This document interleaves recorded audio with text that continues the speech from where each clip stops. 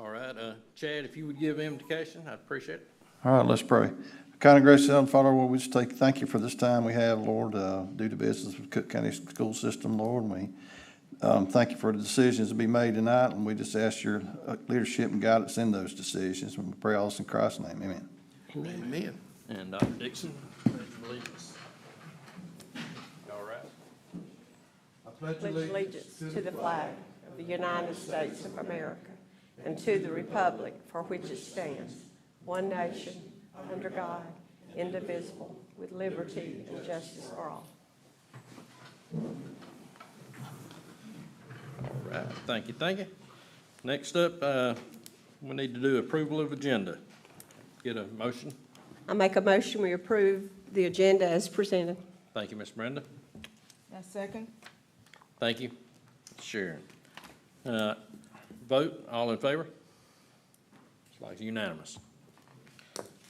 All right, this time we'll have presentations. We've got Dr. Josh Bryan, TSA advisor. Come on up.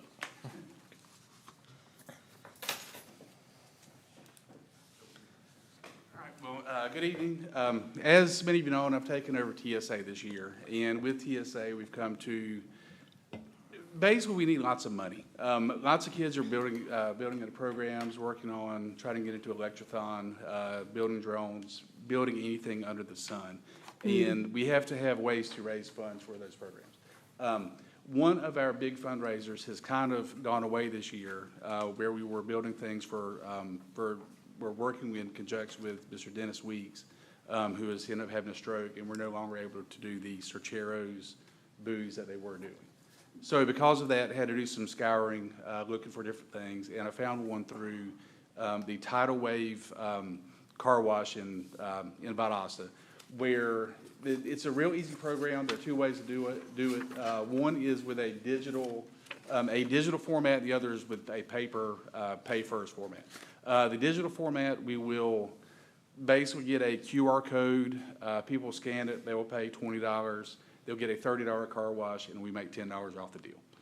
In speaking with Ms. Sparks and Ms. Bostic at the high school, through doing that, we will have to keep a record of who pays money, who we should expect to receive funds from, and on a weekly basis, once the fundraiser starts, we will get we will basically get a tally from the Tidal Wave Corporation of how much money we're able to raise. Mm-hmm. It seems to be a pretty easy way for us to raise money without having to get out car wash buckets, and people get a better car wash for a reasonable amount of money. So it seemed to work out well. The other way is a little bit cheaper, but it involves us paying money out front, and we're going to try this and possibly come back in the fall if it works out. So. Mm-hmm. That's where we are. Will those tickets renew, or is it just a one-time thing? It is a one-time thing for a limited time span, and it's like a 2-month time span where you can buy them, and then whenever the fundraiser ends, we could come back and do it again with a new QR code or whatever. But once that time span ends, then we have to wait a little bit of time before we come back. So you're given that QR code? Yes, ma'am. When you go through the wash, or? No, ma'am. What will happen is each one of my students, there will be yard signs. There will be I gave you a paper that should be in front of you. Right. There's a yard sign. There are handouts. There are like Facebook posts and all those kind of things that go with it. And you're able to scan those codes from that. And once you scan that code, then you can just pay for it. You'll get a code. Go type it in and get your car washed. Okay. So, like I said, it's much better than a bunch of high schoolers washing your cars. All right. That's right. So, any other questions? All right. Thanks, guys. I appreciate it. Sounds good. All right. Next up, we've got Dr. Courtney Holly, Human Resources, Personnel, and Coaching Assignments.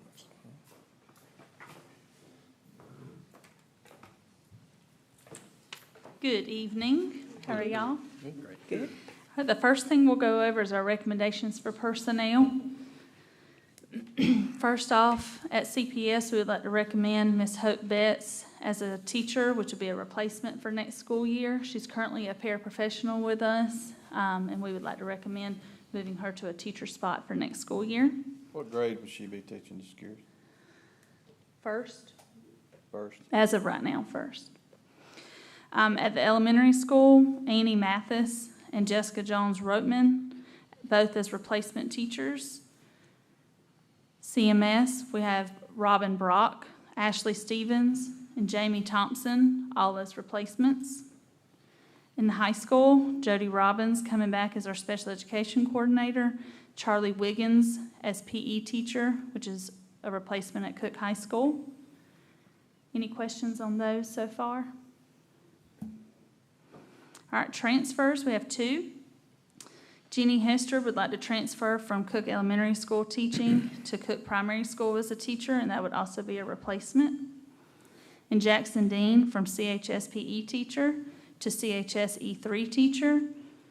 He would be replacing the position that Coach John Robbins had, and we never replaced that for the remainder of the year. So that would be that replacement. Refresh my memory, what is the E3? That's our online academy, students that have it online, but he would also have to teach a credit recovery class as well as a PE section. Okay. For bus monitor, Miss Alice Wright. Nutrition, Annette Lane as a substitute.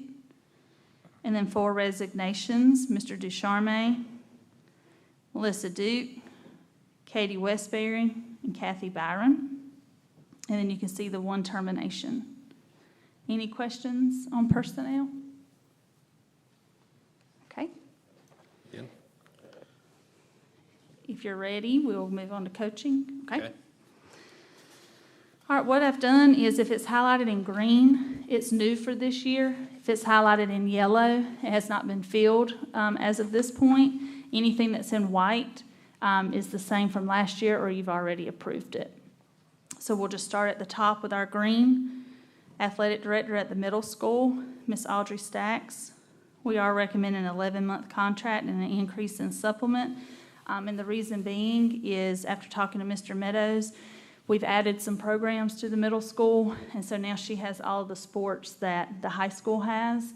And so it does require more time in the summer and more time during the school year. Then yellow, you can see those have not been filled yet. Who does that now, the yellow? Middle school athletic director, it's her, No, the business manager. Jackie Swanson. She don't do it again, you think? After talking to Dr. Williams and Mr. Dobson, they would like to make a change there. Okay, any other questions on that first page? Anything highlighted yellow or green? Let me ask you, back up a little, I guess if Rusty can help too with that. The number of children, I guess, athletes we got comparison to high school and middle school, what would you say? Do y'all know the difference? I don't have that exact number, but we're very, very comparable. Of course, varsity athletics will have a little bit more than we do, but very comparable on the numbers. Okay. Okay, moving over to wrestling. So what we did with wrestling is Matt Hawley is no longer going to be an assistant wrestling coach. So instead of filling that position, they would like to recommend taking his $1,000 supplement and splitting it between Nathan Barnes, which would come on as an assistant varsity coach, and Trenton Mathis. So it moved their supplements up by $500. So no money has changed. It's just being reallocated there. Yeah, you lost me there. I was trying to catch it. I'm sorry, we're under wrestling. Can you go back up a little bit? Sure. On the middle school operations director, Yes. what is that? What's he gonna do? So that's the new position that Dr. Dixon had talked to you all about a football coach being over the whole program, because we have like an 8th grade head coach, 7th grade head coach, 6th grade head coach, and this person would be over the whole football program. He's gonna be the head football coach for the middle school. It's just a fancy term. So is he gonna do that 8th grade spot too? We have not filled that one yet, But he's gonna be over what now? He's gonna be over the entire program. He'll be over all 3 teams. He'll be over all three teams, and he'll be involved in coaching it. You're talking about Kyle Langford? Yeah, yeah. Does he teach too? Is that his main function, I guess? Yeah, he'll teach. PE. Yes, sir. Okay, we'll go back to wrestling, unless there's any other questions. All right, and now cheerleading. So last year we had high school competition cheerleading, but there was no supplement tied to that. So this year we're asking for a supplement be added, since it is a separate team from sideline cheer. And then at the middle school, you'll notice we're adding competition cheerleading to middle school. So with that, would need to have a supplement. And then right above that, Ms. Durr does our high school basketball cheerleading. And in order for, to make all the supplements equal, we needed to increase hers from last year to make it equal to the high school football cheerleading, because they're both varsity squads. And then, since we added competition cheerleading at the middle school, and Ms. McIntosh will be doing both of those, we're asking to add a head basketball cheerleading coach, so that she won't have to do all three sports. Any questions on cheerleading or wrestling? So the competition cheerleaders, do they start in the summer like all the others and They go do. through? Yes, ma'am. I thought that was right, but I wasn't quite sure. They do their camps and learn their competition routines. Okay. Yes, ma'am. Can you help me too, one more little thing? Yes, sir. The 10-day plus thing, help me, I mean, y'all don't even know it, but I see it, for the softball and wrestling. What's the 10-day? Can you help me understand that? a So little bit? that's 10 days that they would work extra than 190 days, so they're basically on a 200-day contract. And what that is for summer training. If they have practices during the summer, is to help cover some of those days.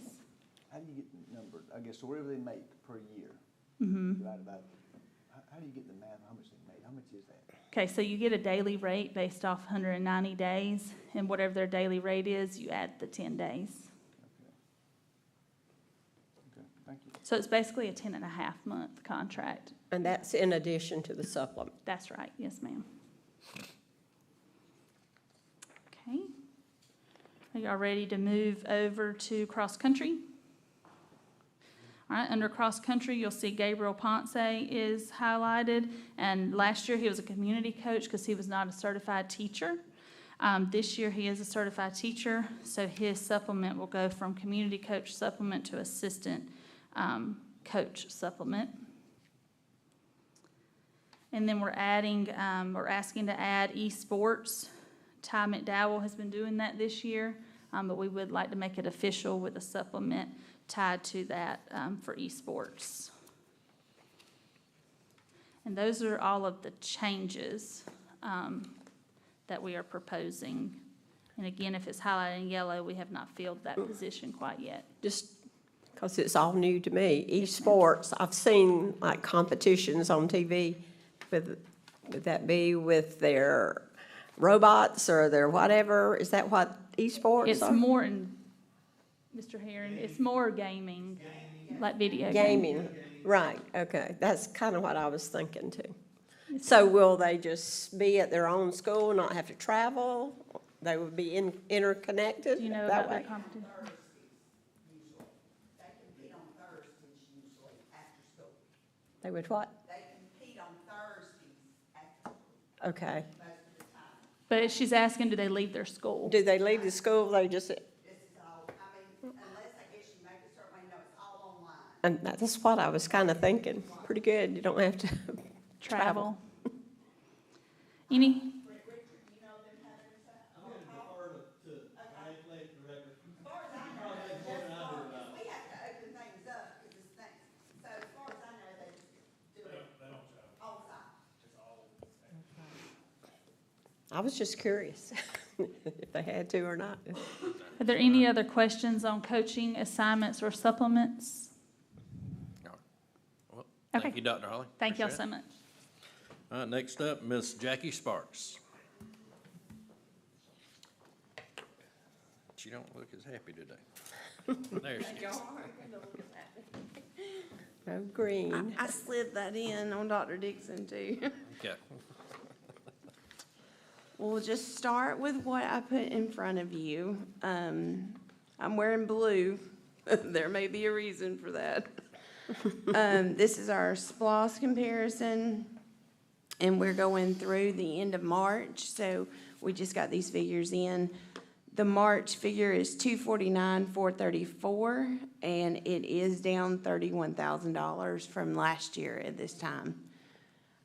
What I see over the past year is what we've talked about all along. Eventually, things are going to level out, and we may be up some, we may be down some, but I think we've kind of hit that plateau for right now, economy-wise and SPLOS-wise, but we are still doing great. We're still up $154,000 for the year, so it's not like we're in any dire straits, but green is not good to us right now. Gotcha. And it's still a big increase over 21 also, though. Yeah, if you look back, correct. Okay, the next thing that y'all have in front of you should be the fund balance figures. And we have dropped in the February figures because we've not closed March. I didn't get that. It's on the. It's on the screen. Oh, I know, I thought don't he usually had get it. everything in on time, but spring break helped me out. okay. You just let me know when you get there. We're good. Should be there. Okay, for February, we ended with $6.5 million in fund balance. It's down $1.5 million. That's kind of where we have stayed most of the year. Keep in mind, we knew that was going to happen. We've hired on some positions, but we also have some ESSER funding that's going to take over some of that. So I look for us to be in a really good position at the end of the year. I'm not stressing at that at all, but I do want us to talk about just being aware of our goal. And our goal has always been to keep the fund balance as strong and as high as we can have it and still have everything provided for the kids. And I know that's y'all's goal. I know that's our goal. I know we've talked about that before. So don't think that we're not continuously watching that, because we are. Does anybody have any questions? Anybody? Okay. Great. You're not, we're going, I thought you were gonna leave. I had a question when you get through. Go ahead, I'm sorry. You thought I was Get going on to leave? stage yet, yeah. When I want you to get through, go ahead. Okay. You're doing a good job. The next sheet is going to be our comparisons of general fund, capital projects, federal funds, and school nutrition. This is where we compare our fund balances every month. I've been giving this to y'all. So general fund, we ended with 6.5. That coincides with the sheet that we just went over. Capital projects, we are ending with a fund balance of 3.8 million. That is where we're still not completely paid out on everything, and we do have some extra SPLOS funding that we are trying to get some projects paid up with, the band field and some different things. And then our federal funds always run in a negative. They will not be negative at the end of the year. That's the only time you're gonna see a zero there. But they're running in the whole 1.7 right now, and that's just a drawdown period. We have to pay up front before we get the money back. And our school nutrition is still hanging on at the 1.284. Anybody got any questions about that? Is that still too much? They're gonna make you spend more of it? On School nutrition? school nutrition, yeah. Remember they had said something? Yeah, if they do, I have lots of ideas for them. Miss Libby at? She's probably hiding from me. Anybody have any questions? There is something I want to make you aware of real quick. I won't take a lot of your time. You know, we did discuss the health insurance increase for the certified employees, and that has went into effect with the governor and the houses both signing the bill. So our insurance, which is now currently $935, will go up to $1,580. I'm trying to make sure I tell y'all the exact proper numbers. What that means for us is a $635 increase per person. Now, with our state-funded people that we get on our QBE formula, those will be awarded to us, but that doesn't cover everyone. And any of our federally funded certified positions, we will have to pick up. So that's just something to keep in mind. They've also hit the rumor mill. I don't think I've heard anything officially. Dr. Dixon might can weigh in on this, but they're going to bump up non-certified as well, but they're talking about doing it in increments. And one of the stories that we heard was they'd bump it up $250, and then the final $135. So Now, you said that we get reimbursed, we'll get that money from the state. you get reimbursed for the number of certified people earned on the QBE formula sheet. And what you're saying though is that we'll get some of that money, that 250 bump theoretically in the future. That's No, non-certified. then. non-certified, you do not get reimbursed for it all. That's locally funded individuals. What were you saying that's gonna get pushed up then? What was that? I'm sorry, help me understand that. Okay, we'll get reimbursed from the state when it goes from 935 to 1580, just for the number of certified positions that's on our QBE allotment sheet. Anybody that is federally funded is not on that allotment, or anybody that we choose to have more in one category than what they say we're allowed to have. And it may be because we're trying to get small groupings, or it may be a class size where we had to have another teacher, but mathematically, they don't say we earn another slot. We will not get those back. Then when you get a non-certified, all of that is locally funded. And how many are we talking about on non-certified? Do you have a number? A ballpark? Regina gave me a ballpark. We're talking about 200 that was certified, and then she said that she thought she had 376 total, so the rest would be non-certified. And of course, those change during the open enrollment, so they're constantly fluctuating as well. But just wanted y'all to be aware of that. That will be a big change when we present our budget later on. I didn't get that math there. Help me again. 200 and 376. What was that again? Yeah, 200 certified, 176 Oh, non-certified. 176.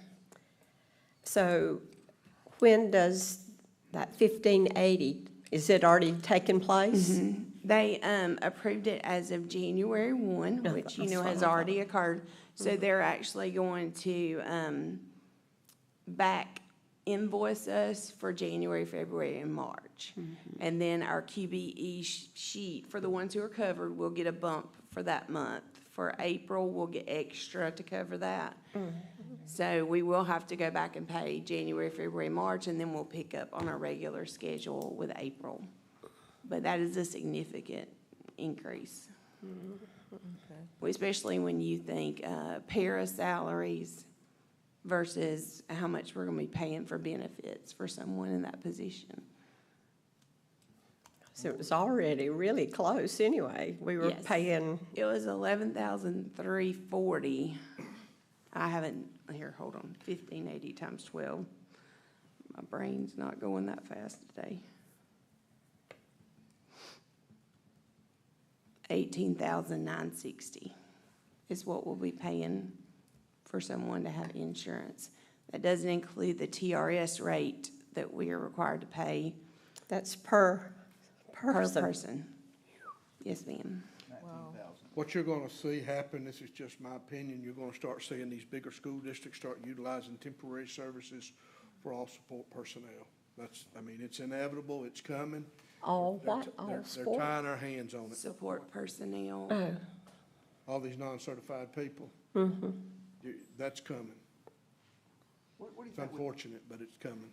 It has come before, and when we used to furlough, that was a lot of people's outs, was they subbed out bus drivers and custodial and school nutrition, and anything they could get their hands on, really. Because it took the benefits off the table, and I agree. I see that. They had another choice, in my opinion. They could have obviously charged our teachers part of it, but it would be sort of, what's the word I'm looking for? Robin Peter. Slap in your face. No, I mean, you can't give them a $2,000 raise and then take $400 to pay for their benefits, so they couldn't do it. They could have, They it just could would have. not have been very politically popular. Yeah, and the thing that's frustrating to me is, and I, you know, if the governor walked in, I'd share this with him. They knew this a long time ago, but the actuaries didn't just do this and present it to us 2 months ago. They've known this. But, you know, the cost is outweighing, and so they had to do something. But here nor there, we'll survive this just as we've survived other opportunities for growth. Excuse me, he just brought up a good point, though. The $2,000 that the governor's promised for this upcoming, can you explain how that's gonna work to the certified teachers and the non-certified, and who all gets that $2,000? Our plan has always been, y'all correct me if I'm wrong, but anytime the teachers have gotten a raise from the governor that was mandated, we have given that to all employees. We treated fair, you know, same thing for one as we did the other. It keeps, But we don't get the 2,000 from the governor. I That mean, is we just correct. cover that. Okay, that is correct. right. But unfortunately, those paras are a necessity in those classrooms. Oh, I And you want know. morale to stay, Exactly. you want the kids to get the best out of their experience, and that includes the Everybody's morale. essential, you know what I mean? Everybody's essential, so if we don't have, we sure don't have any fluff anyway. Right? I believe so. Yes, sir. Thank you. Any more? Anybody else? Okay. Just a Ms. Jackson. comment, I learned this past week in Cummings, Georgia, Forsyth County, any athlete in regular public schools, they pay like $850 per athlete, the parent does, for their baseball, $1,250 for anybody who's playing football. Really? And they still do fundraising. All right. Wow. That's- They don't have anybody show up to their games like we do. Apparently not. All right. Any other comments? Next up, we've got Mr. Richard Herring. We got school safety, got a COPS grant. Sir? Good evening. Hello, hello. I've been asked to make the board aware of a grant opportunity that we are looking into, we being the technology department, Ms. Allison Ray, Mr. Tom Broom, and myself as a representative of school safety. The grant is through the U.S. Department of Justice. It's called the COPS grant. COPS stands for Community Oriented Policing Services, and it's through the School Violence Prevention Program. It's a nationwide grant. It's a competitive grant, which means that we'll have to be selected to receive the grant. But if selected, we could receive up to $500,000 to improve school security and safety. We have partnered with Motorola Solutions, and Allison, you can weigh in if I say this wrong, but they have grant writers, and they're participating with us in helping us write the grant. We do not have a final figure for what I will ask for because we've just started this grant process. But our hope is to continue to improve our video surveillance in all of our buildings, develop some access control measures. We do have some in place, like punch key pads on doors and things like that, and also improve our two-way radio communications within our building and from building to outside of our buildings. All right. Sounds good. Any questions? Any other questions? No, I do have a comment, though. Allison, can we pull up real quick where we are on our total as far as grant monies that in the past 5 years? We keep a running total of this, and these are monies that had these people not gone above and beyond the call of duty, we would not have received. And we keep that on our website for a purpose. But I just want, again, to point this out, if she's able to get it up, but we don't have time. Maybe they'll get it up, and we can look at it later. We got to roll. All right, all right. Next up, we've got thank you, Mr. Herring, sorry. Next up, we got the superintendent's report. Yeah, just a reminder that we need to appoint the delegate and alternate for the summer conference at the regular meeting. And then also, the next thing I have is a couple of field trips. Everything is in order, CHS, CMS, FFA, April 27th through the 29th at Macon. Everything is according to policy. And CHS, CMS, FFA on May 29th through June the 2nd, going to Covington. And again, everything is in order and in place for those two field trips. Real quick, she was able to pull it up, and what's that total? 6,142,000? Yes, sir. Okay, so anyway, I just want to give a big shout out to these folks. When I say these folks, that's all directors, going above the call of duty to solicit more funds for the children of Cook County. That's all I have, Mr. Chair. All right, thank you. All right, I need a motion for us to go into executive session. Make a motion, go to executive session. Thank you. Second it. Thank you, Ms. Brenda. Call for vote. All right, all for it.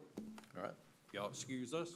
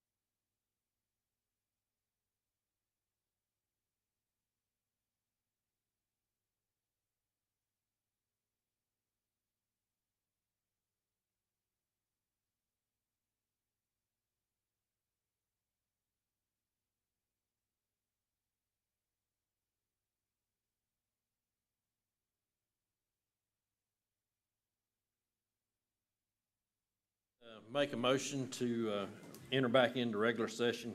I make a motion, we come back out of the executive session. Okay. Second And- motion. And a second, thank you. Vote, 1, 2, 3, 4. We got all 4. All right. Any further business for the first work session? Okay. All right, we're going to end the first work session. Okay, now we're going to go back, call to order the meeting. Invocation today will be by Pastor Ike Jefferson. Is Brother Jefferson here tonight? Where are we eating at tonight? We're making a lot of them together. But if you don't mind giving the invocation, please. It's all about it. Then, Lord, once again, we thank you for this beautiful day that you've given us. Lord, we thank you for each and every family that has come out tonight. Lord, we ask a blessing upon them all. Lord, we thank you for all the children. And Lord, we just ask a blessing upon our school system, Lord, that you'll always just put your loving arms around them, Lord, and protect them. Lord, again, we pray for our school board. Lord, that you would just lead and direct them in which way they should go. And again, Lord, we thank you for our teachers, for all our leaders. We ask a blessing upon them all, Lord. And again, most of all, Lord, we thank you for your Son, Jesus, that died on our way cross in our place, that we may have everlasting life. Lord, I pray again that you just continue to help our children to grow, and that we'll be the examples that we should be in the home to our children. Again, Lord, we just ask all these things in Jesus' name. Amen. Amen. Dr. Dixon, pledge allegiance. Please stand. Y'all stand.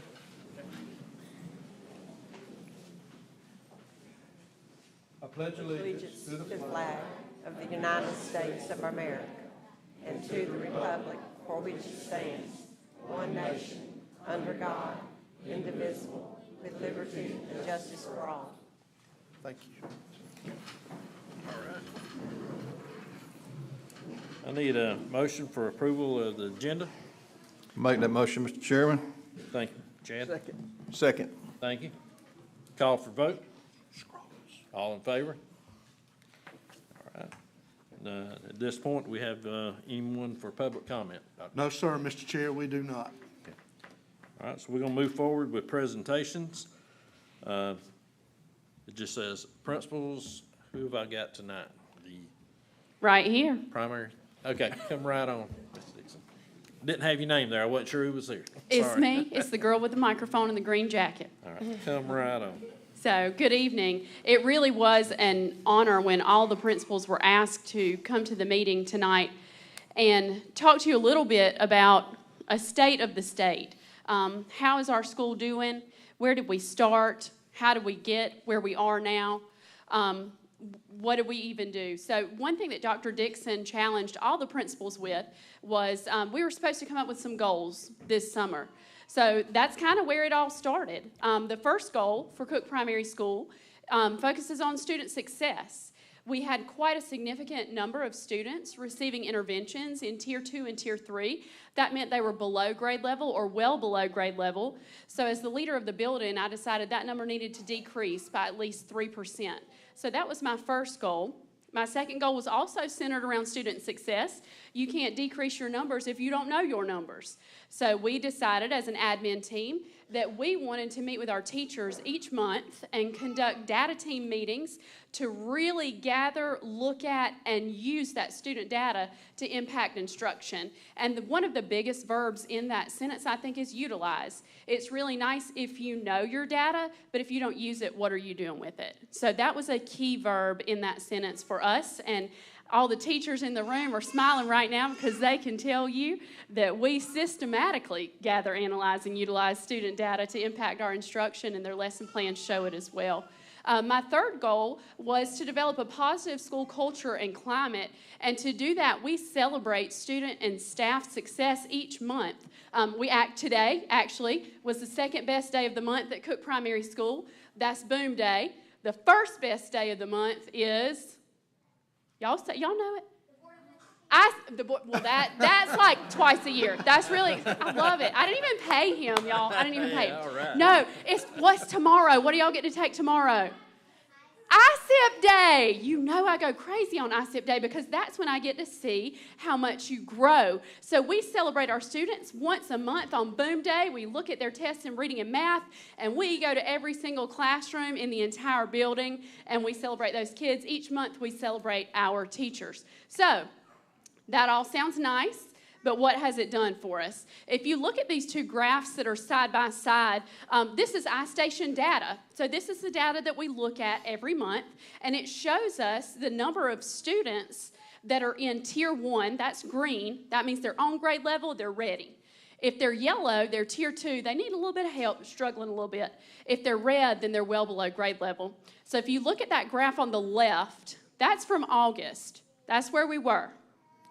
And if you look at that in reading, you see there's a pretty significant number of red, students in red.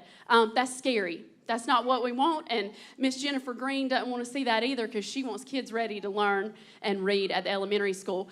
The really good news is, look at that graph on the right. Look at how much green you see. That's March, okay? That is March. Our students will take their April ISIP tomorrow. Some have actually taken it today, and the green is increasing significantly. So that's how our reading looks. Then if you look at the next slide, that's math. Now, reading made your tummy hurt just a little bit, but if you're me and if you're the second grade teachers, math made your tummy hurt a lot. I'm not going to make excuses. I'm simply going to state facts to you. If you look at our second grade students, if you're the parent of a second grader, then you know that in pre-K, your child was sent home on March 13th, because when they were in pre-K in March, the entire world shut down. So they missed the last 25% of pre-K, which is when they really start learning those letters and letter sounds. Then when they came back in kindergarten, that's when we had the mandatory 10-day quarantine. So if you got COVID, they went home for 10 days. If their teacher got COVID, the whole class went home for 10 days. If they were really unlucky, then they got COVID and they went home another 10 days. So this group of second graders has been impacted significantly. And those are the students that we targeted this year. We built our entire master schedule around them.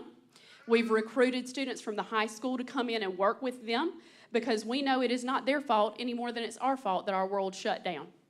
So we looked at this data and we did what I call embrace the ugly truth. It's not pretty. We didn't like it, but that's what we've got. But look at the right. And if you look at second grade, although it doesn't look quite as strong as kindergarten and first grade, these babies have come from 15% in the green to 34% in the green. And I say that's significant growth. It really is.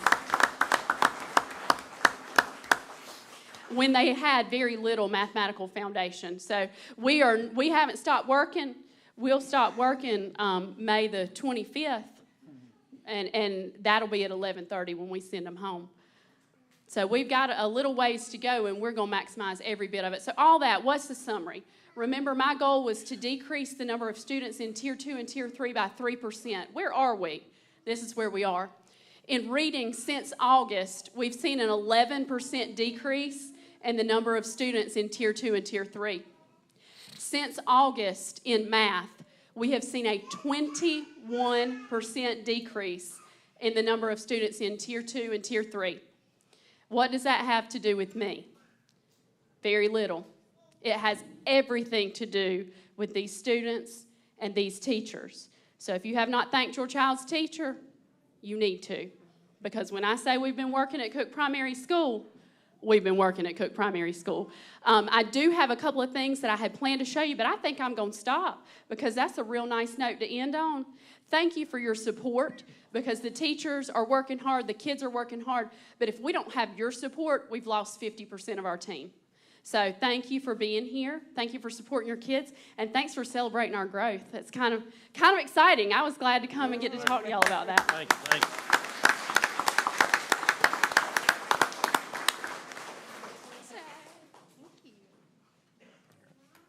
Good evening. Hello, hello. I didn't realize I was going to have the mobile microphone.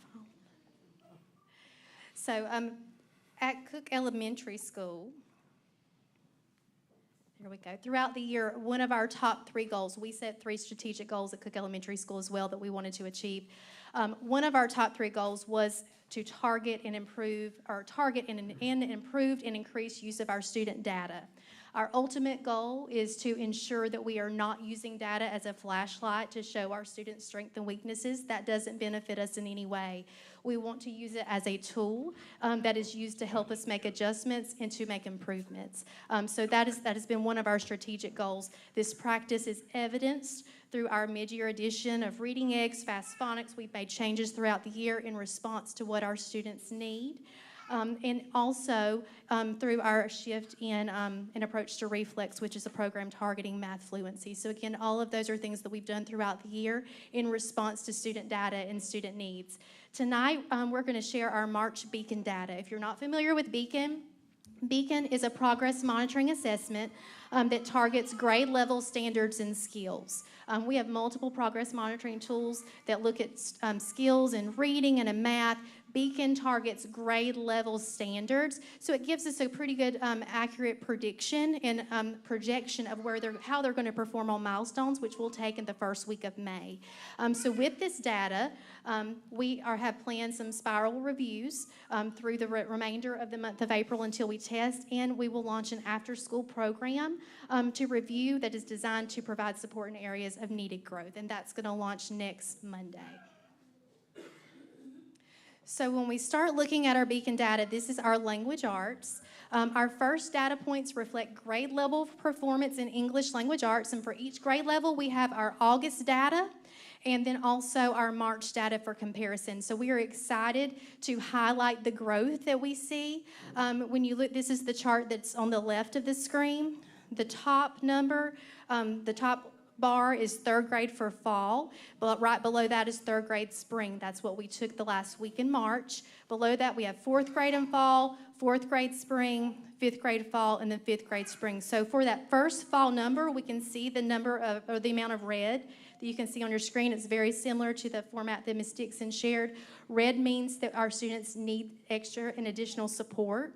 Yellow means that they are near target, that we're seeing improvement, but we still have room to grow. Green means that they are prepared for the grade level skills. So we see significant changes from the fall to the spring assessment. So we see growth in each of those areas in language arts. The bottom right hand of that screen also provides a projected milestone achievement level that is based upon each student's growth throughout the year and their performance on that assessment in March. So based upon this data at this time, we are looking at a projection of 60% of our 3rd graders, 56% of our 4th graders, and 65% of our 4th graders, or 5th graders, who are projected to score a developing learner or higher on the milestones assessment. And we are incredibly excited about that projection and that growth. So this is in the area of language arts. But additionally, we are also incredibly excited about this piece of information.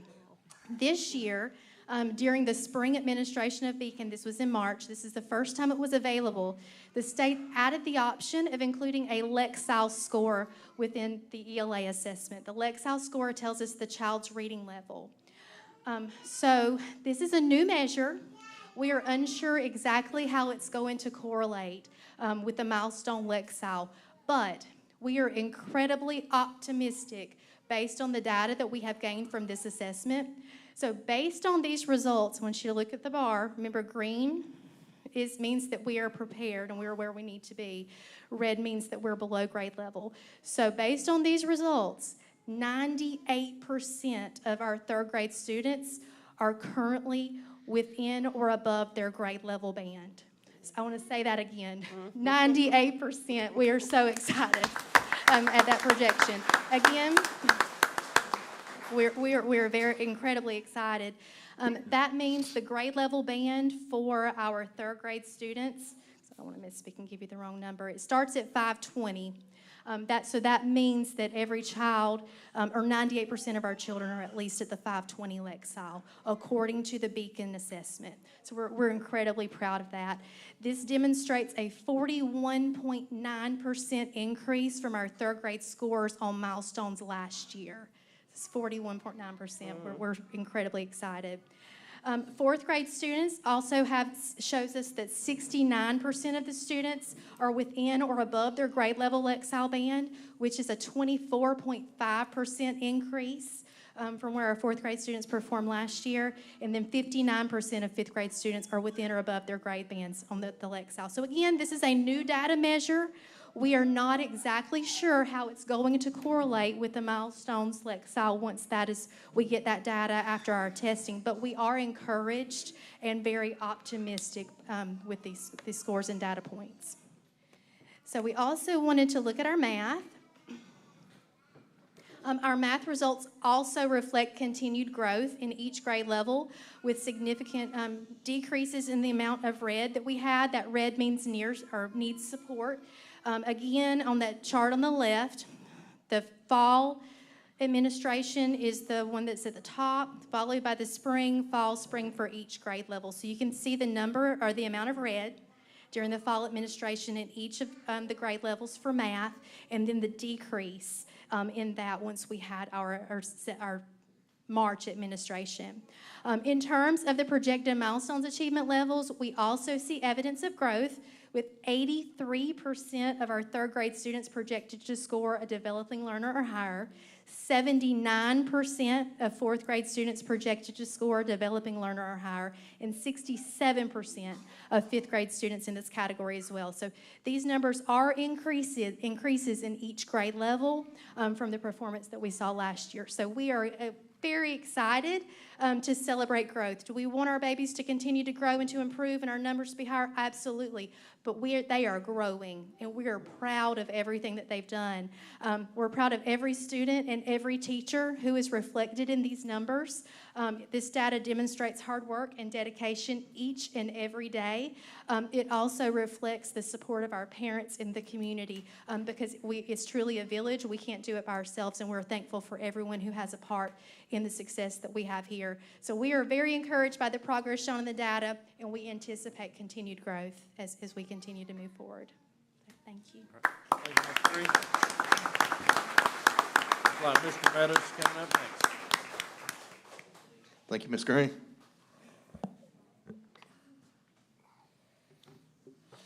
It is my pleasure tonight to present the data for Cook Middle School. Like the elementary school, we also take a fall, winter, and spring assessment, beacon assessment, measuring growth in ELA and math performance.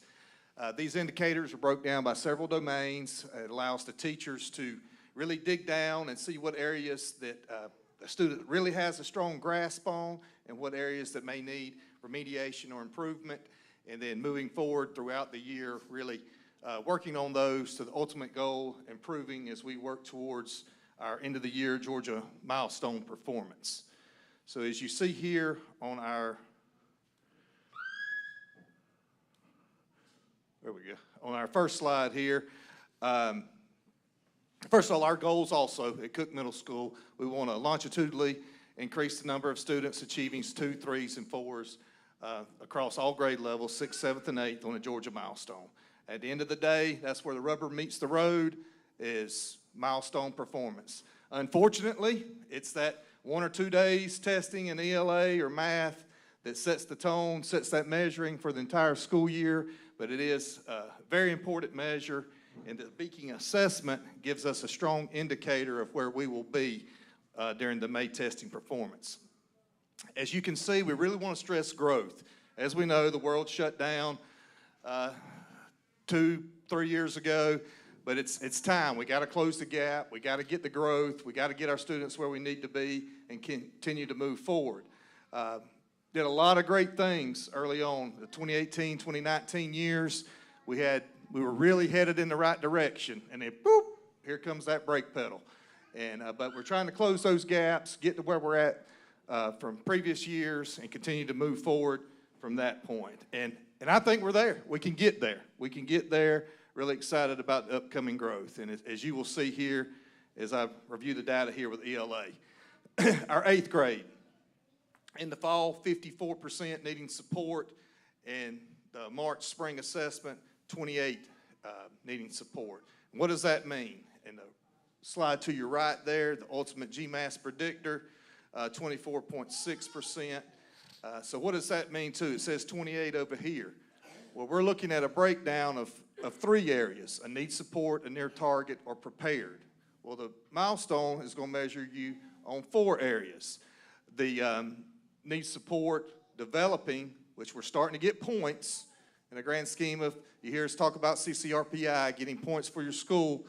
You get a half a point with developing, and you get 1 point for proficient, and then the ultimate goal, the gold, as you see here, from the fall, doubling that from 10 to 20% on the beacon indicator, and we get a 1.5 points for those students. So that was a great job with our teachers. They're doubling the performance of students having those near distinguished numbers.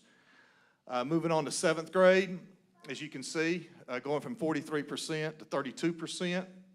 We did have growth there. Still got a little opportunity for growth there at 41.3%. But we're digging in to those domains. We've got boot camps that we're going to finish the school year out. So if you hear your child coming home talking about all the extensive reviews we're doing, they're right, we are. And digging into those domains and trying to close those gaps before test time. 8th grade, as you can see, going from 42 to 30%.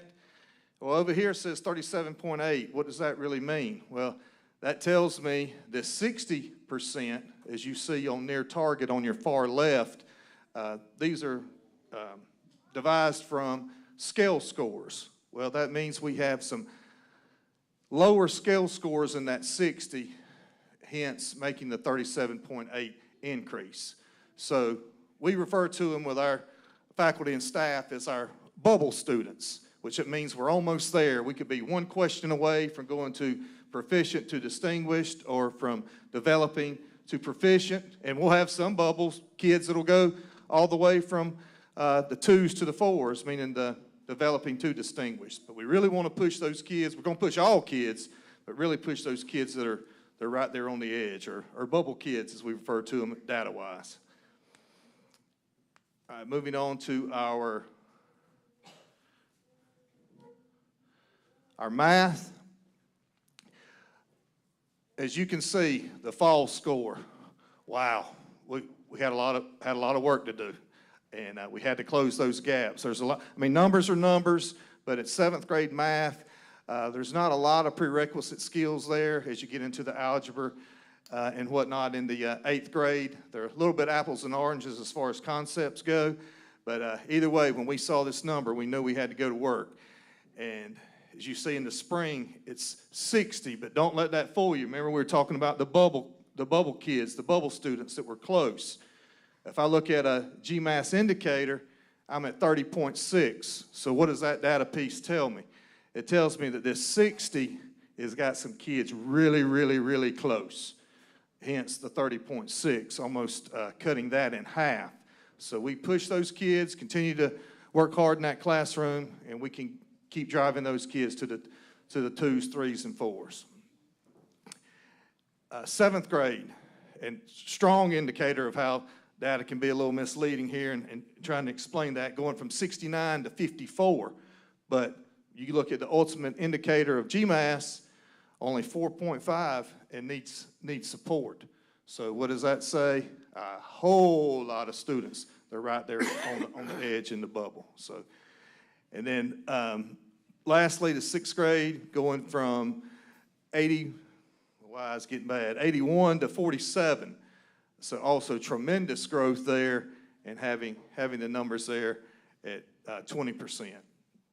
But as I've already shared with you, we're really stressing the growth. Do what we have to in the classrooms, dig down, having the data digs on the hallways, having the data digs specific to the team, and having those conversations with each individual student on areas and domains that need to be worked on. That's been our MO all year, continuing to do that to finish the year strong, and ultimately super excited about the growth we know we'll have at the end of the year in our Georgia milestone. All right, thank you very much. We'll turn it over to Dr. Williams to look at the high school data.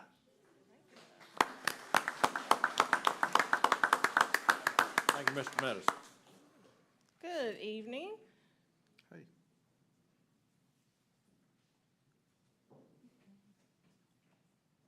All right, at the high school, our goal is CCRPI content mastery, and it all involves EOC scores for us at the high school. So it's a little bit different when you're looking at primary and elementary. But we want to increase our content mastery achievement by our 3% target. And our school-wide goal is, if you have any high schoolers, you may have heard that we want to be in the top 3 of our RESA district.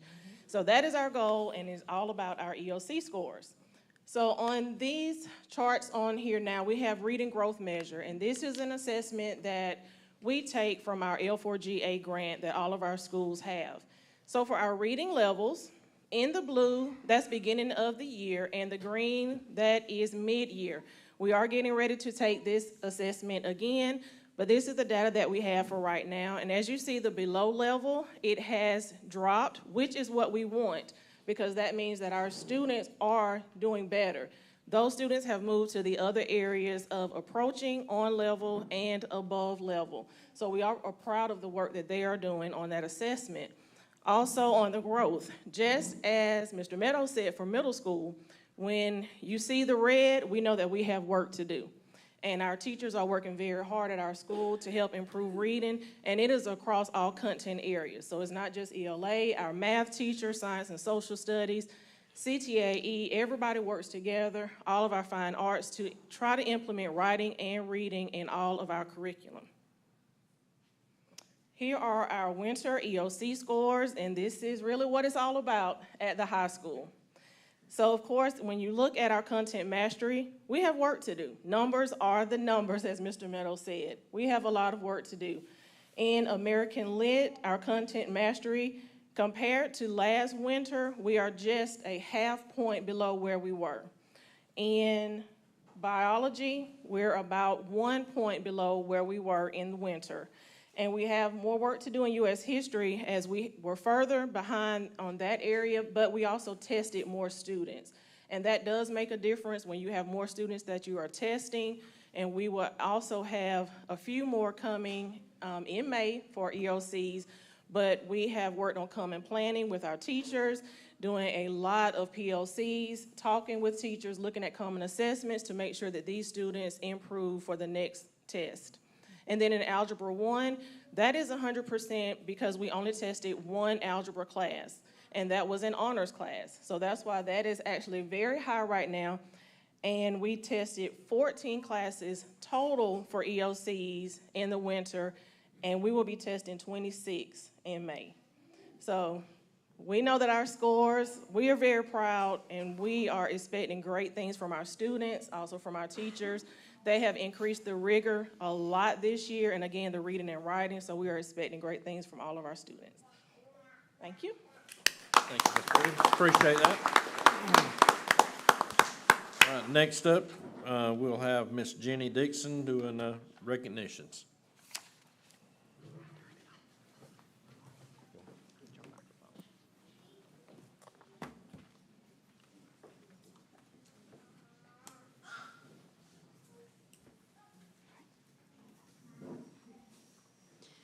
All right, here we go. Cook Primary School.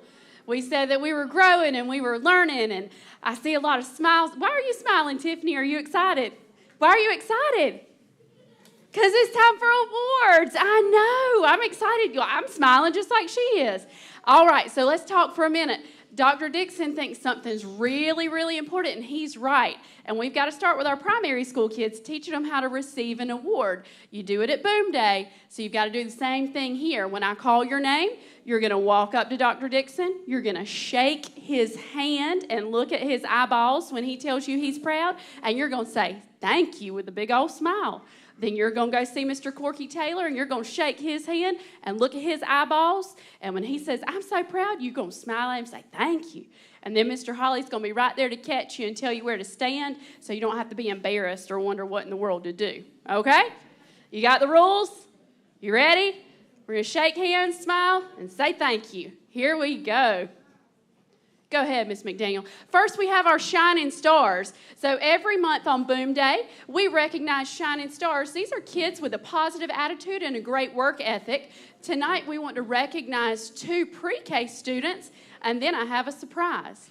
So very first pre-K student that I want to come up, Miss Serenity Redden. Where are you? Come on, pretty girl.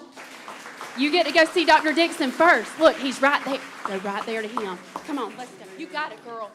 Shake his hand and smile at him. Good job. Good job.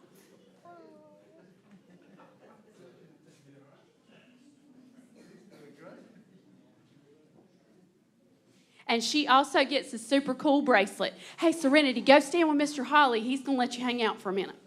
All right, our next pre-K doodlebug that is definitely a shining star is Miss Sophie Smith. Come on up, Sophie Smith.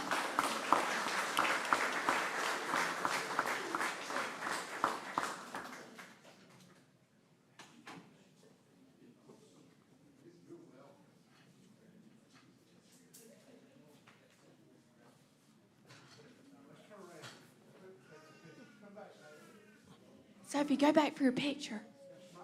Turn around, look at Oma and Opa and smile. Good job. Now, I'm about to do something that's a total surprise. Every month on Boom Day, we do have a shining star in every single classroom, pre-K through 2nd grade. But there is a student at Cook Primary School who is a 2nd grader, and he's just a shining star. I mean, he's very respectful. He's very responsible. He's a leader among his peers. If he sees someone who's off task, or honestly, if he just needs to wrangle somebody, he does it. And he does it gently. He has the most gentle spirit, and he is a true leader. I cannot wait to see what God has planned for him, because he's going to go far in his life. He's somebody I can call if I need anything. Get on up here, RJ. It's you. Come on up here, Roderick. Hug me first.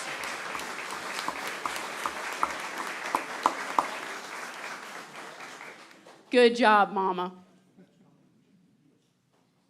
Miss Green, you're welcome.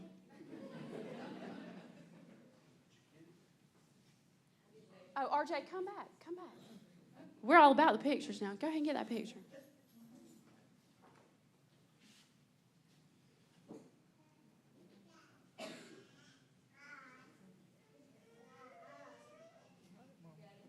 So he is actually the shining star of the entire school. He gets the award for CPS.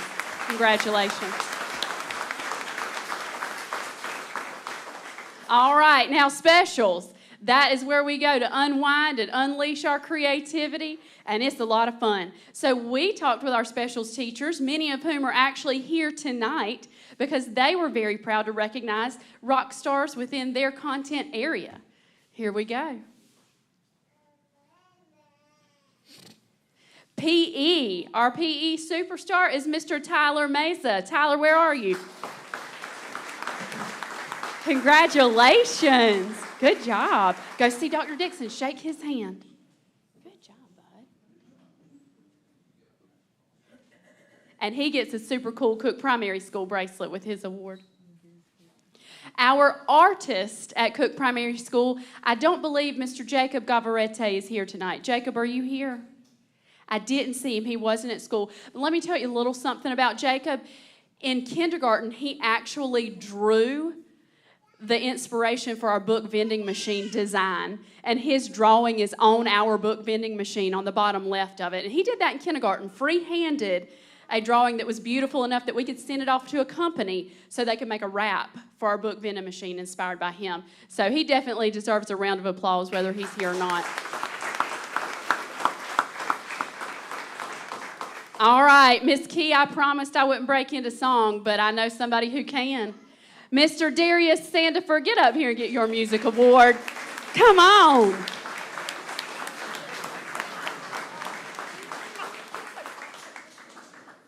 Good job.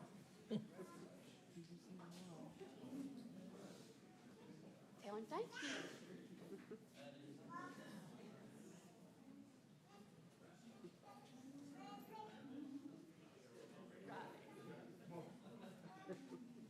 Good job. Did you get it? You good?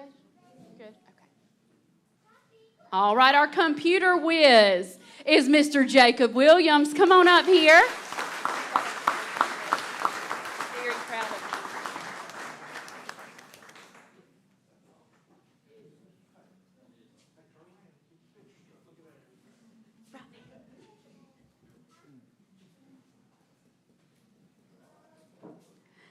And last but not least, our STEM superstar is Mr. Dylan Rivera. Come on, Dylan.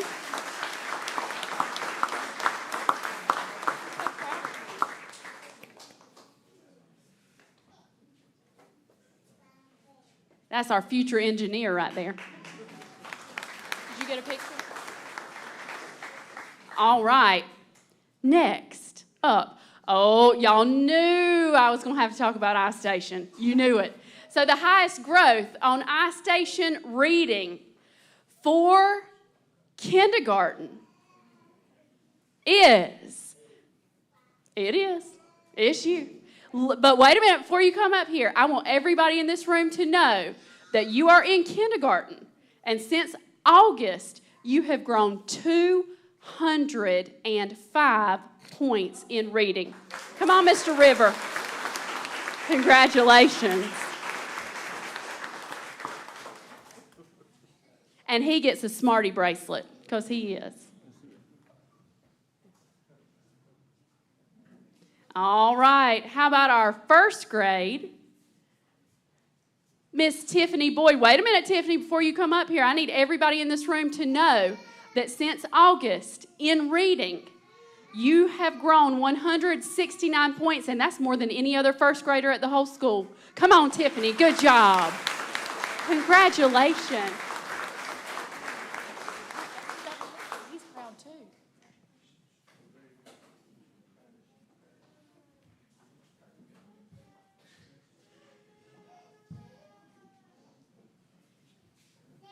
All right, my big second grader. Mr. Miley, you have grown 181 points in reading since August. Get on up here.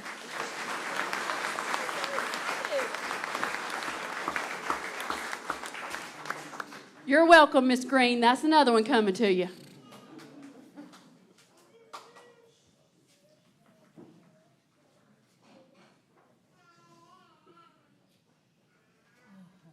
All right, Miss McDaniel, we talked about reading. Now it's time to talk about math. The highest growth on iStation Math in kindergarten. Breland Stokes. Breland, are you here? Yeah, yay, okay. You grew 263 points.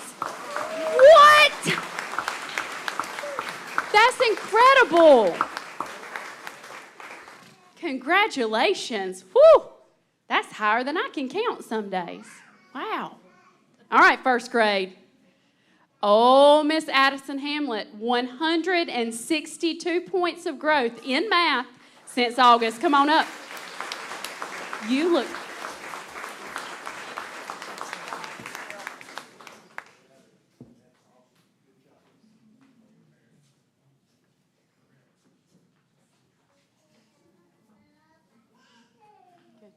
All right, second grade. Oh, Mr. Tyson Yeomans, who has grown 146 points since August. Come on, Tyson. Nice job.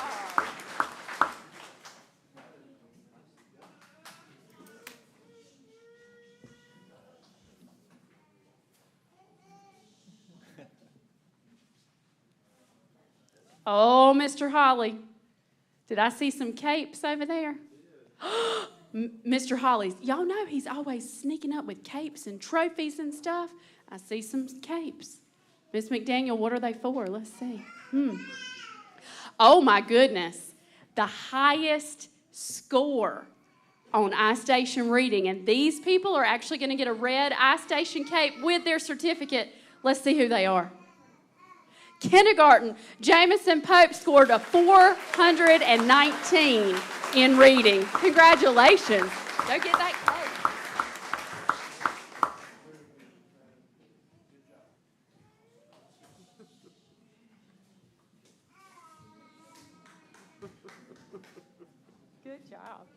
All right, first grade.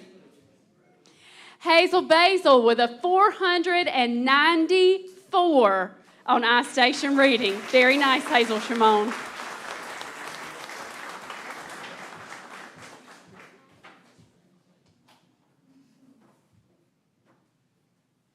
And this is not her first iStation Cape of the year either. Second grade, Mr. Tripp Sandlin with a whopping 543. Wow.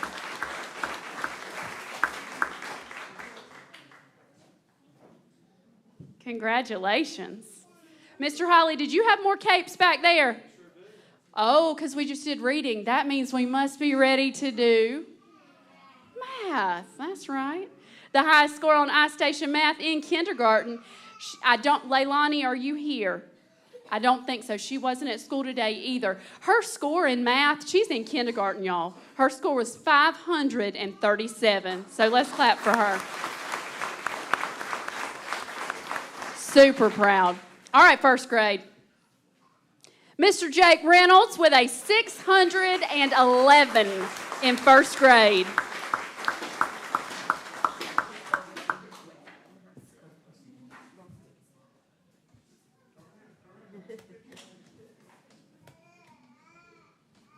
Congratulations. All right, second grade. Mr. Tucker Kravitz with a 570. Very nice.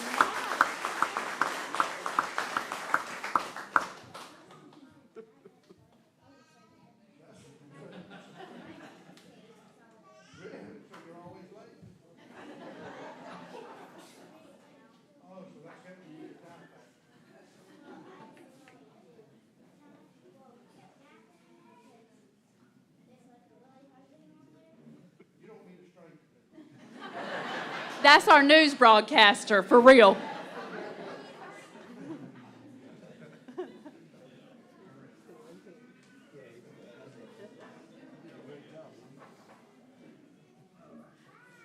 Congratulations.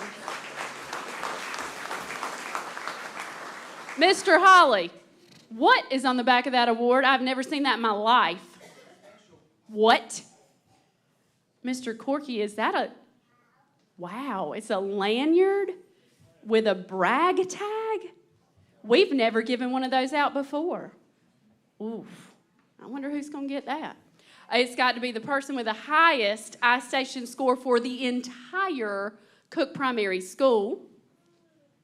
And we've already met them. In reading, Tripp Sandling, you have the highest score in the school. Come on.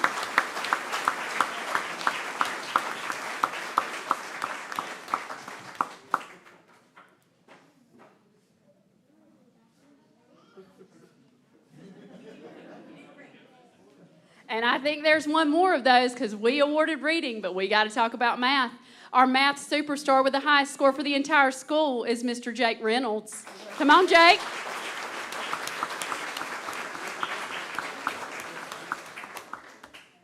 Jake, that is awesome. Very nice. All right, let's give these babies one more round of applause.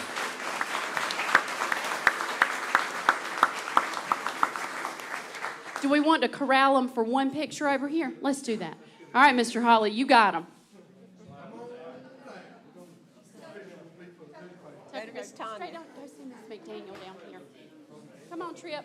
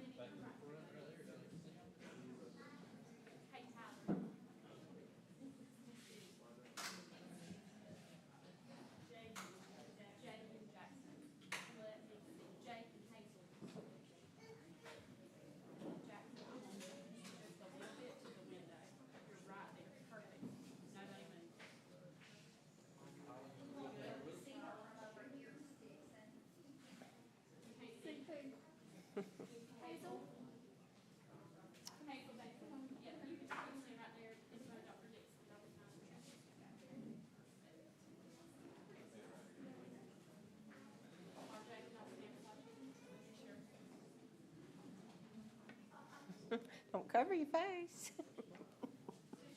Hold those certificates down so we can see your eyeballs. Hold it in front of your belly button. Perfect.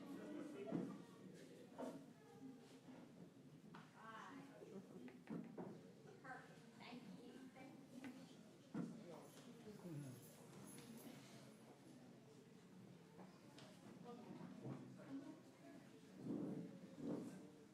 That it? That's it. Congratulations.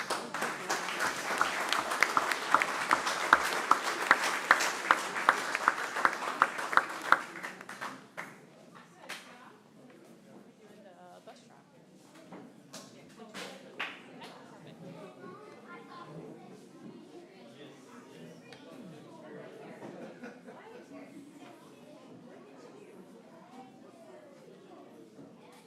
All right, y'all get some sugar, and we've got a few more awards. I'm going to count to 3, and we're going to get started. 1. Bottoms down. 2. Ready to go. 3. All right, the very next award is a really important one. It's called the Golden Daylily Award, and it doesn't go to a student. It actually goes to an adult in our building. It is somebody who is everywhere all the time. We love this person. There are things that this person does that nobody even knows he does. He has been my wingman for about 3 years now, 3 to 4 years.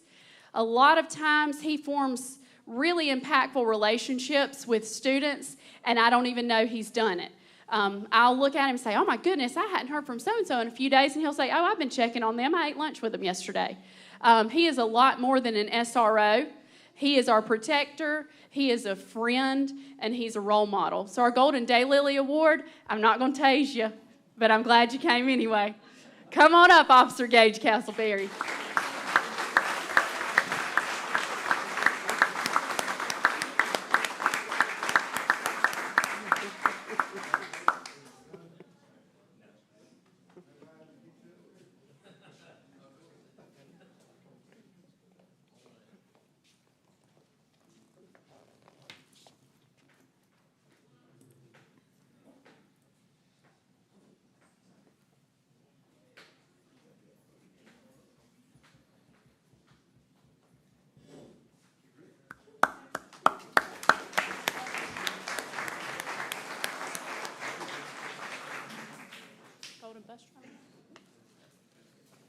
All right.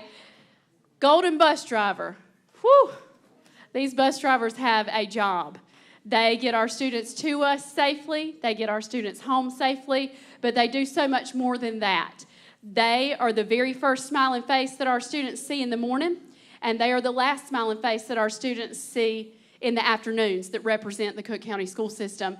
This bus driver has a smile on her face every time you see her. It doesn't matter if it's at the grocery store, at the hair salon, or driving the bus. She loves her students, and she loves her job. And we sure do love you, Miss Ray Blozier. Come on up.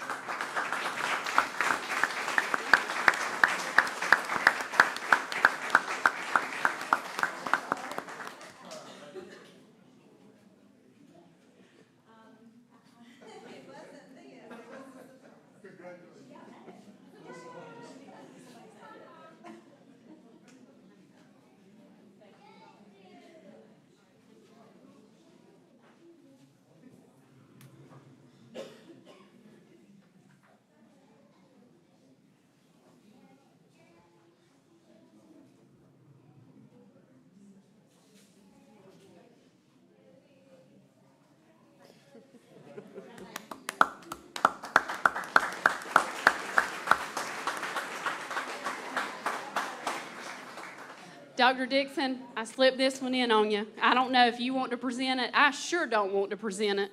So we'll make Mr. Corky Taylor do it since this person beat both of us. Ridiculous. We have a March Madness bracket at Cook Primary School every year. I don't know how she did it, but she beat Dr. Dixon and me and Mr. Hawley. Do you hear that? Fighting words. Fighting words. Miss Becky even read the book from the beach, and she beat all of us. So she must be some kind of a good reader.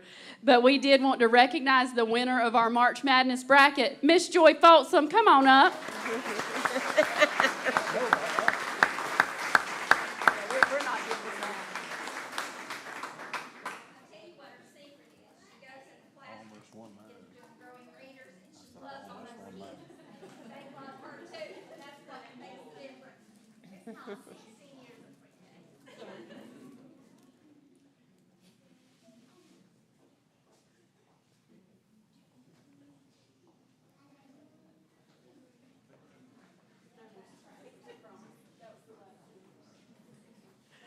Thank you again. Congratulations, even to Miss Joy and all of our winners. You have heard a lot about what we've accomplished at Cook Primary School. Miss Tanya McDaniel called me today and she said, but Miss Dixon, you didn't show them the state comparison.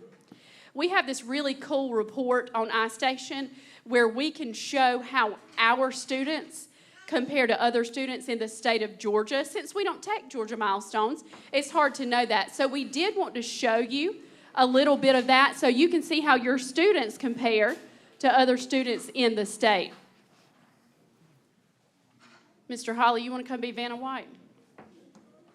So I'm going to let Mr. Holly kind of walk around and let you look at that. And you'll see that the state, which is the first bar graph, we'll go ahead and shame them. They got a whole lot of red. But if you look at the next two bar graphs, District and Cook Primary School are the same thing because we're the only school that does iStation. We got a whole lot of green. So your kids are tearing up the state. Very nice. So proud. The last thing that I want to do, because I know we got to keep, oh, and there's our math. Look at our math. We're still beating the state, which is great because you saw how, ooh, that math makes us feel. Before I show you a video to wind things up, because I know everybody's hungry and tired, if you are a teacher or a faculty staff member at Cook Primary School, will you please stand up? Thank you. Thank you. They own this data, but this is also their own personal time, and they were invited to attend but not mandated. They came because they love your kids, and they're proud of them. So here's a 2-minute video to tell you why we love CPS. Then I'll let y'all go home and eat.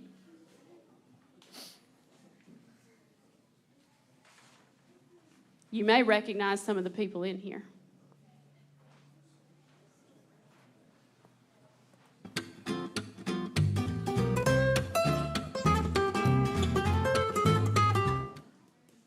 That was quick.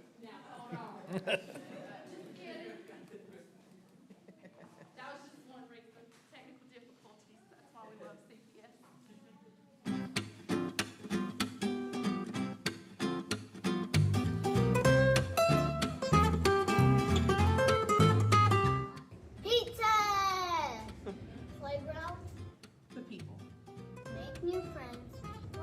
Hugs. Camaraderie. Recess. A coworker. Recess. Coworkers. Then building. Family. Atmosphere. Snack. Math. Relationships.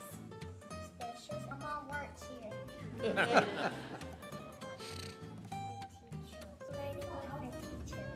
My CPS family. Going to school. A friend. Recess. Family. Friendship. Crazy. Laughter. Learning. Support. Enthusiasm. Smiles. My awesome teacher. My students. Learning. Teamwork. Math. Welcoming. Computer lab. My teacher. CPS family. Family. Teaching. Math. My little munchkins. My classes. Playground. Fridays. Teachers. Support. Grammar. Teacher. Boom day.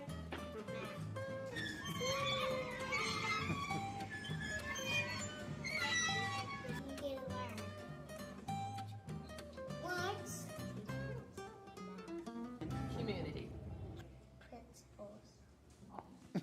Very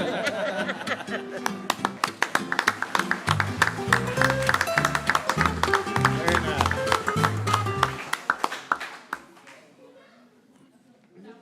Thank you. All right. Very good. Thank you. All right, at this time, if you want to be dismissed, you can take a couple of minutes to leave. We've got a little bit of business left. You want to hang around and hear that? That's up to you. This will be the appropriate time to go.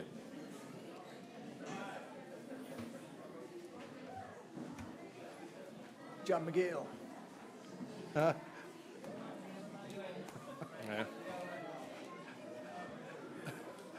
Boring. So who was the one No. Talking about the one that done, yeah, I didn't know that one personally. He said that he was their anchor man or something. I guess he does the news for them or whatever. Yeah. Is that's not the same one that came in and did it? It may have been. Okay. He's a sport. Yeah.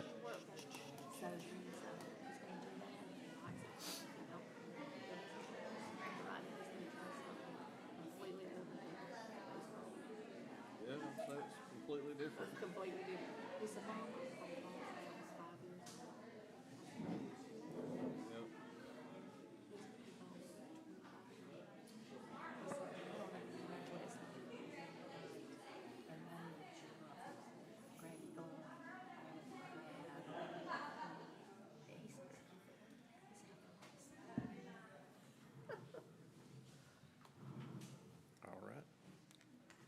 All right, I think that's quietened off enough. We're good to go.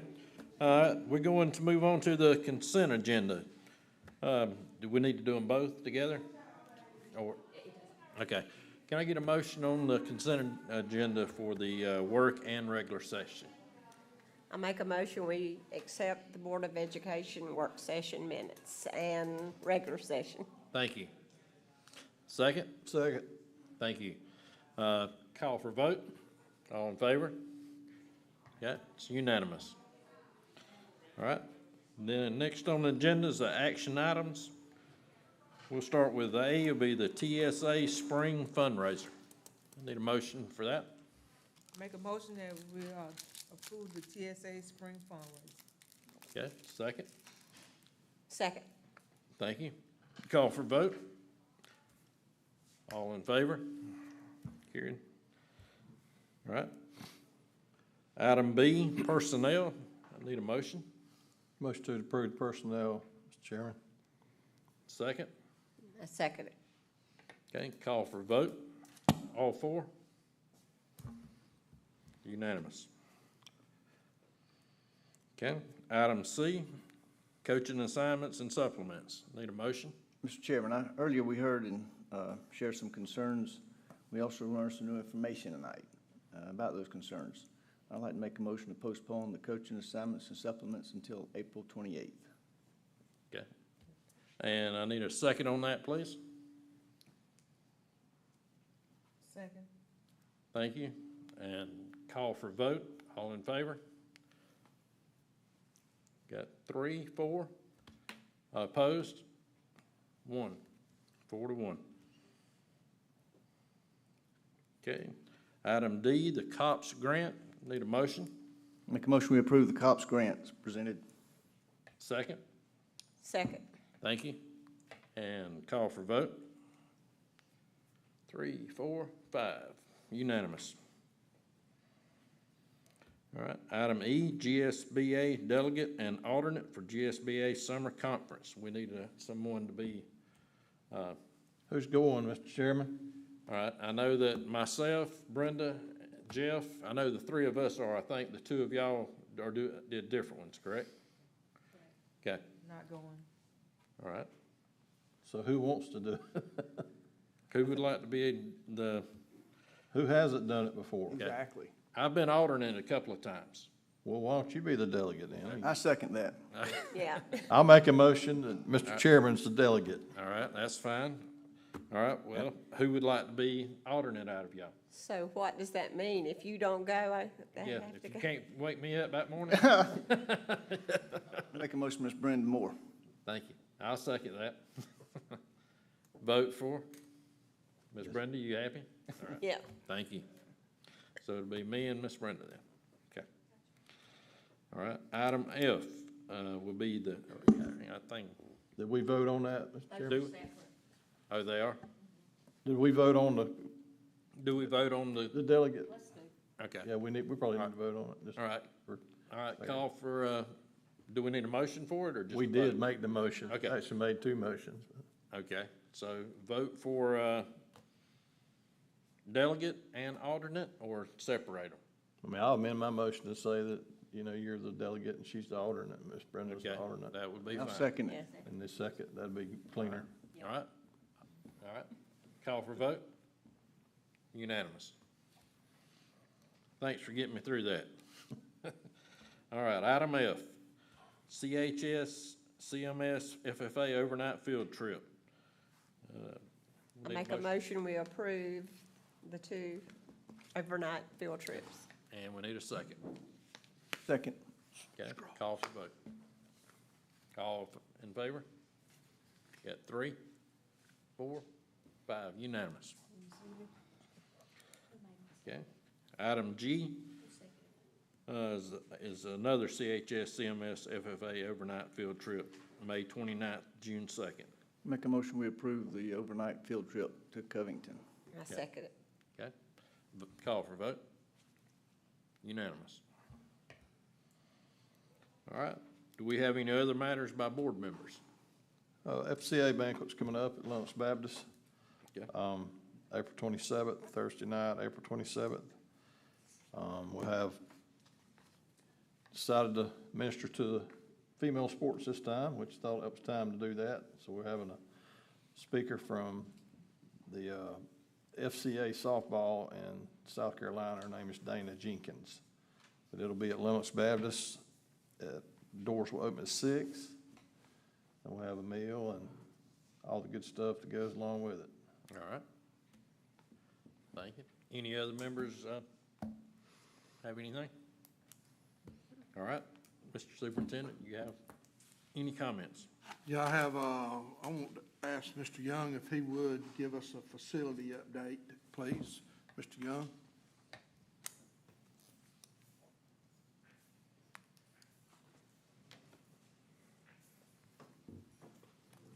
I'd also like to add, the ceremony today was honoring the primary school and all the other schools was very nice. It was very moving, very touching, very inspiring.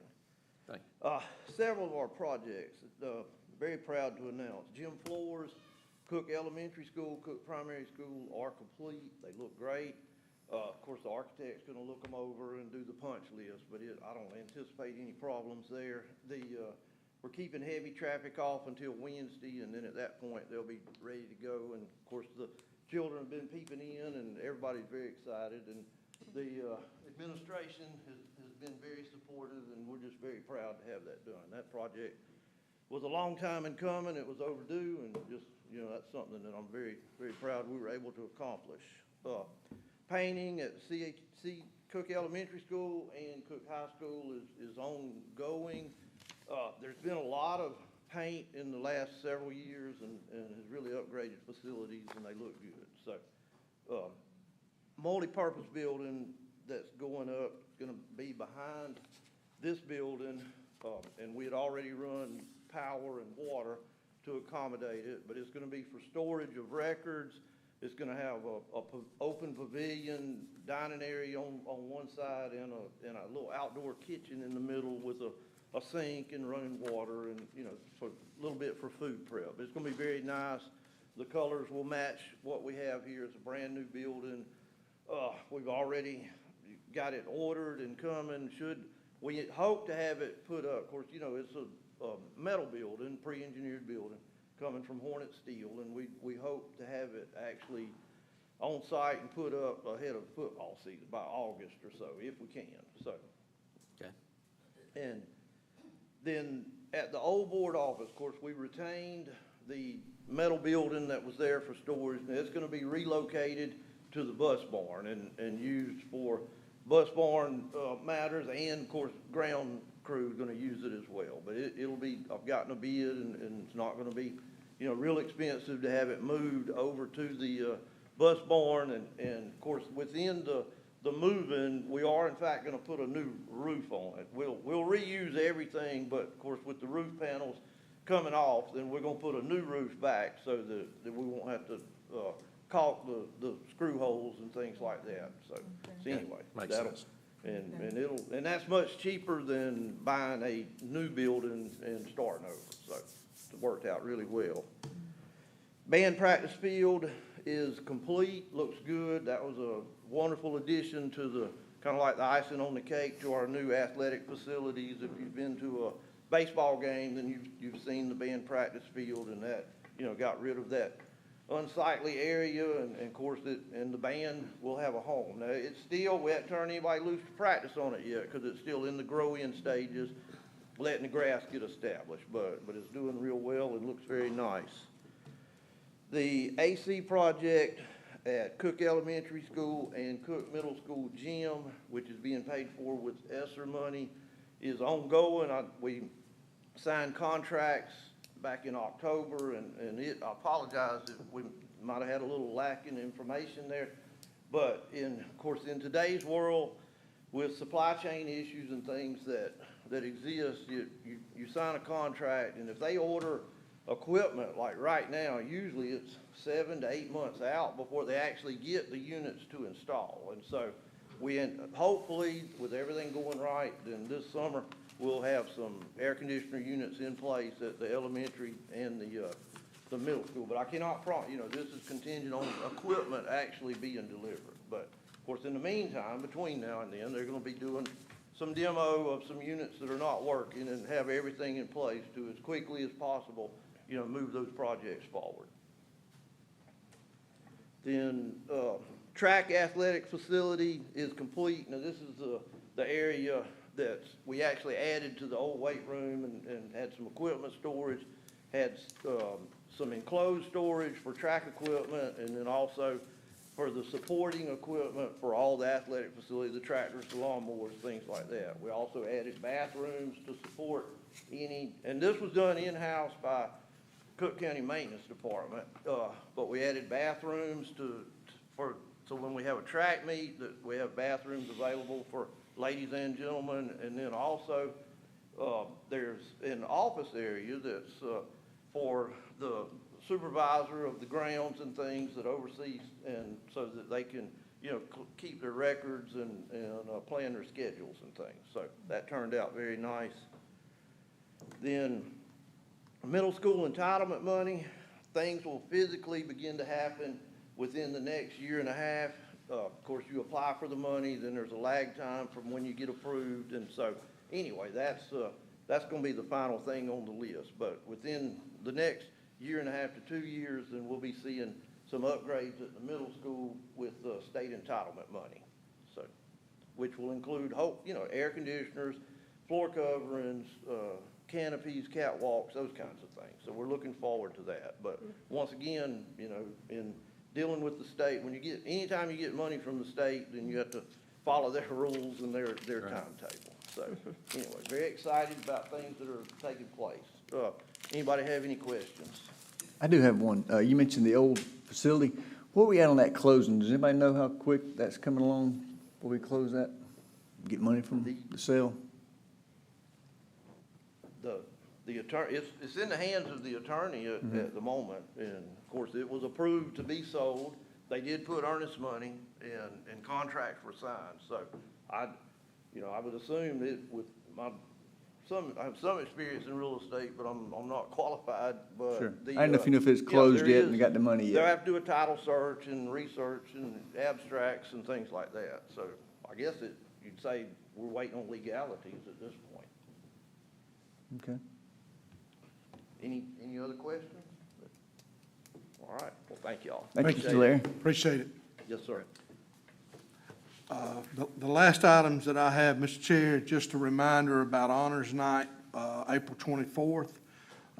We've got board luncheon at CPS on April 25th.